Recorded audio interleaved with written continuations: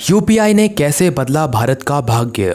दोस्तों, क्या आपको पता है कि आज इंडिया वर्ल्ड का रियल टाइम पेमेंट मार्केट बन चुका है, जिसमें पिछले साल 2021 के अंदर 48+ बिलियन रियल टाइम ट्रांजैक्शन हुए थे।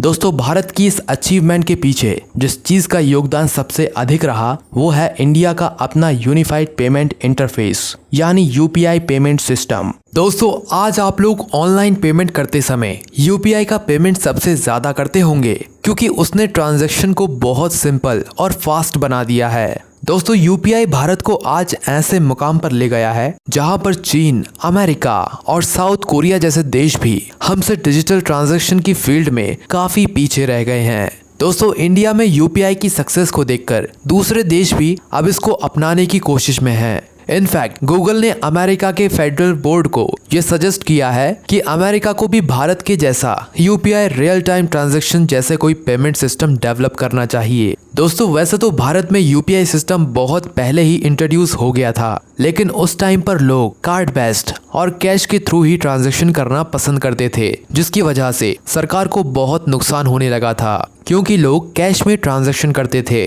दोस्तों, उन दिनों भारत में टैक्स चोरी करने के बहुत सारे मामले सामने आने लगे थे क्योंकि ज्यादातर लोग कैश में ही ट्रांजैक्शन करते थे। दोस्तों, कैश ट्रांजैक्शन करने से हमारे एनवायरनमेंट पर भी बहुत ज्यादा फर्क पड़ने लगा था क्योंकि करेंसी नोट फट के खराब हो जाते थे और ऐसे में आरबीआई को नए नोट इशू करने पड़ते थे। और दोस्तों, ये चीज इंडिया के ग्रीन इंडिया इनिशिएटिव के बिल्कुल अगेंस्ट थी। इसी वजह से इंडिया में 2016 में यूपीआई को लॉन्च किया गया। दोस्तों, यूपीआई के जरिए पेमेंट करना बहुत ही सिंपल और बहुत फास्ट हो जाता है। दोस्तों, इसका दूसरा बेनिफिट है कि ये इंस्टा पेएबल है। इसका मतलब ये है कि आप एक यूपीआई कंपनी से किसी दूसरी यूपीआई कंपनी में पेमेंट कर सकते हैं बिना किसी रोक टोक के। जैसे कि आप गूगल कर रहे हैं, उसके पास पेटीएम है, तो गूगल पर से पेटीएम में पैसे ट्रांसफर करने को ही इंस्टा पेएबल कहा जाता है। इसके अलावा दोस्तों, एनपीसीआई ने दोनों के लिए ही, कस्टमर और मर्चेंट के लिए ही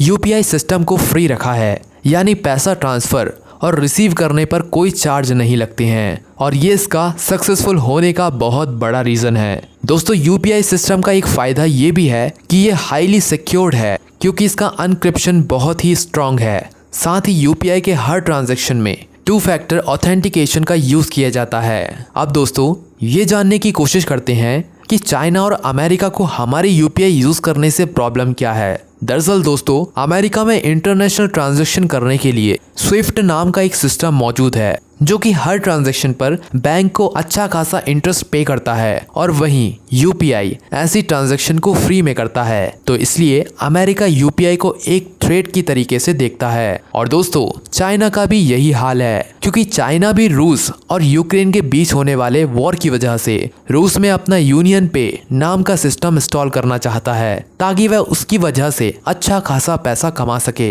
दोस्तों, दोनों ही देश ये बहुत अच्छी तरह से जानते हैं कि चाहे यूनियन पे हो या स्विफ्ट पे सिस्टम हो, इन दोनों की कंपैरिजन में यूपीआई सिस्टम सबसे इजी और फास्टेस्ट सिस्टम है। तो दोस्तों, यही वजह है कि यूपीआई का इतना फेमस होना। दोस्तों, आपका इसके बारे में क्या ख्याल है, हमें कमेंट करके बताइए।